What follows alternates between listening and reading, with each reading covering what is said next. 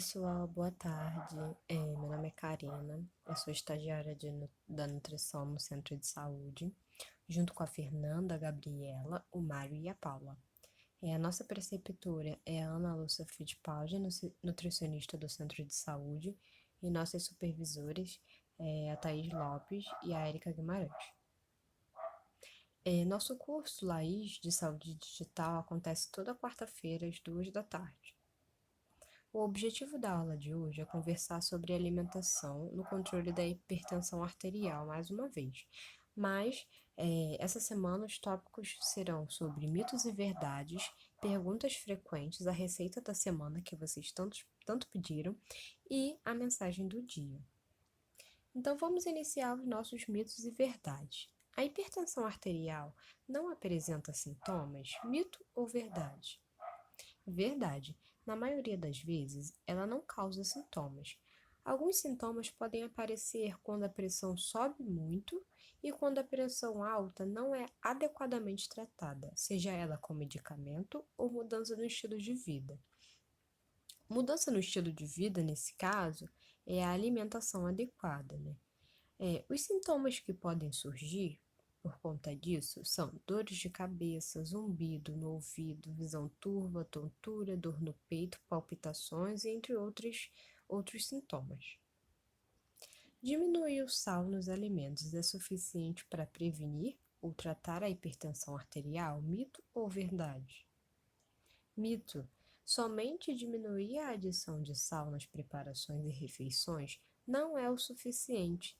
Apesar de ser uma iniciativa importante, é essencial também diminuir o consumo de alguns alimentos, como salgadinhos, macarrão instantâneo, frituras, embutidos, enlatados e alimentos com conservantes.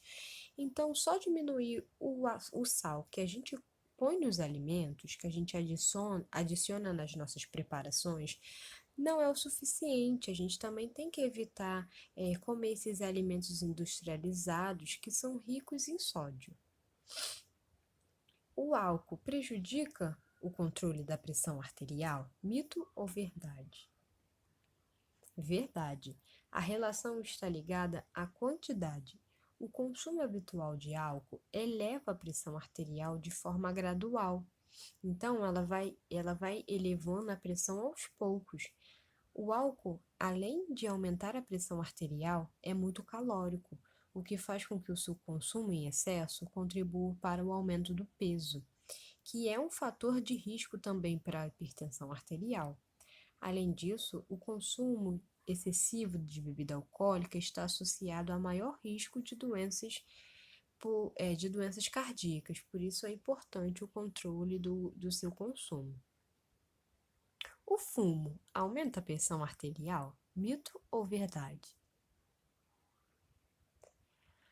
Verdade. O hábito de fumar é apontado como um fator negativo no controle da hipertensão arterial, pois o fumo faz com que haja uma diminuição dos vasos sanguíneos. Com isso, aumenta a pressão dentro do vaso, aumentando assim a pressão arterial. E o consumo de chás diuréticos são suficientes para manter a pressão arterial normal? Mito ou verdade? Mito. Apesar de medicamentos diuréticos serem prescritos pelos médicos para ajudar a controlar a pressão, somente o consumo de chás não é capaz de controlar a hipertensão arterial. Além disso, seu consumo excessivo pode levar a uma desidratação ou afetar o funcionamento dos rins. Por isso, é importante controlar o seu consumo. Então, vamos para as perguntas frequentes. Existe mais de um tipo de hipertensão? Sim. Existe a hipertensão primária, que geralmente ocorre ao longo dos anos, e a hipertensão secundária, que ocorre quando existe alguma condições de doença já existente, como doença renal, doença na tireoide, entre outros. Então, vamos exemplificar isso. A hipertensão secundária, ela acontece quando a gente já tem uma doença estabelecida. Vamos dar um exemplo. Eu tenho eu tenho doença renal e por causa da minha doença renal eu tive hipertensão. Assim que acontece a hipertensão secundária.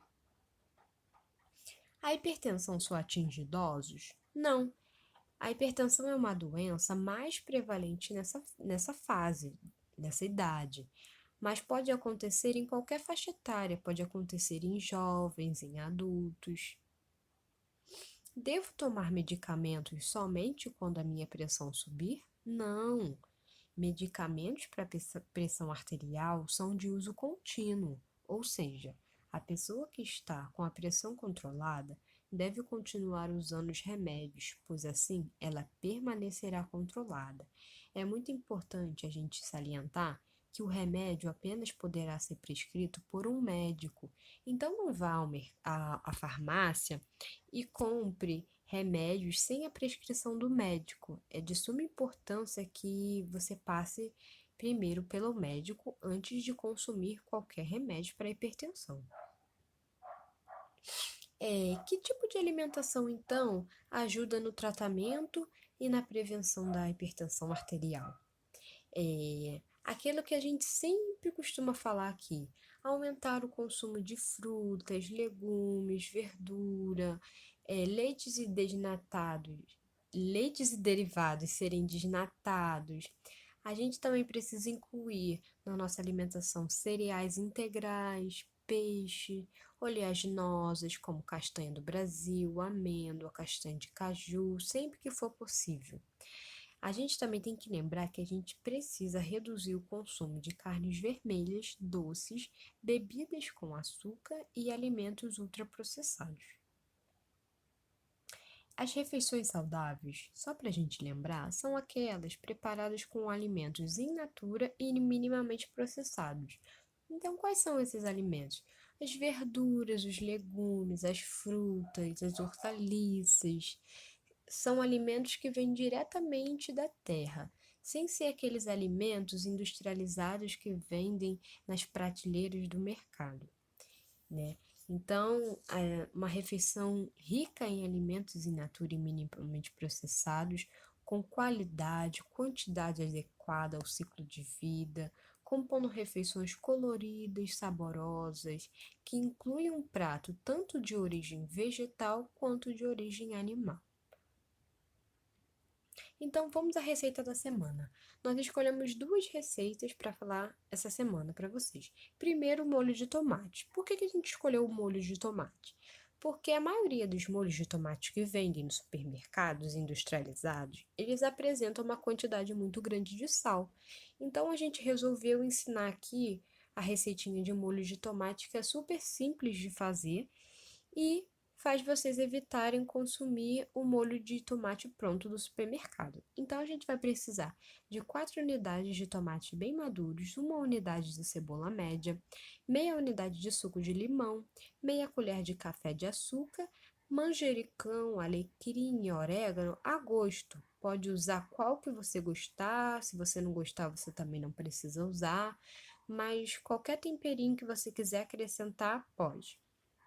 O modo de preparo: pique a cebola e o tomate, refogue primeiro a cebola, depois adicione o tomate até ele se desfazer.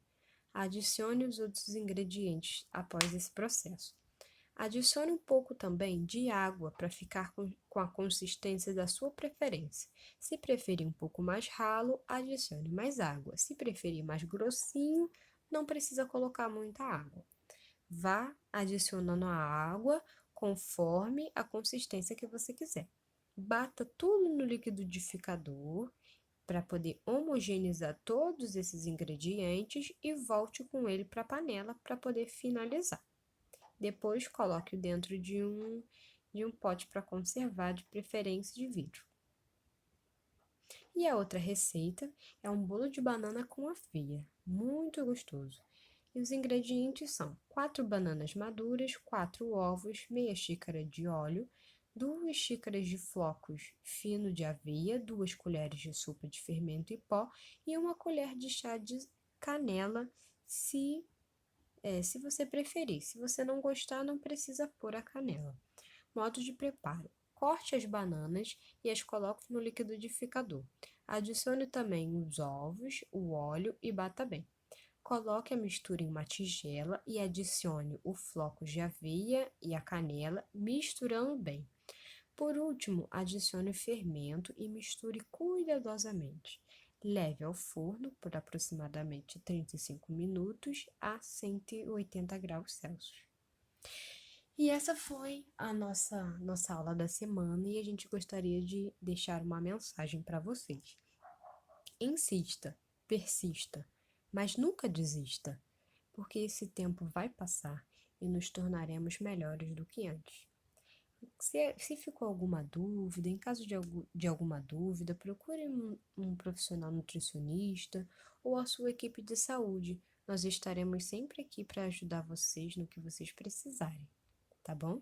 Beijo, muito obrigada, gente.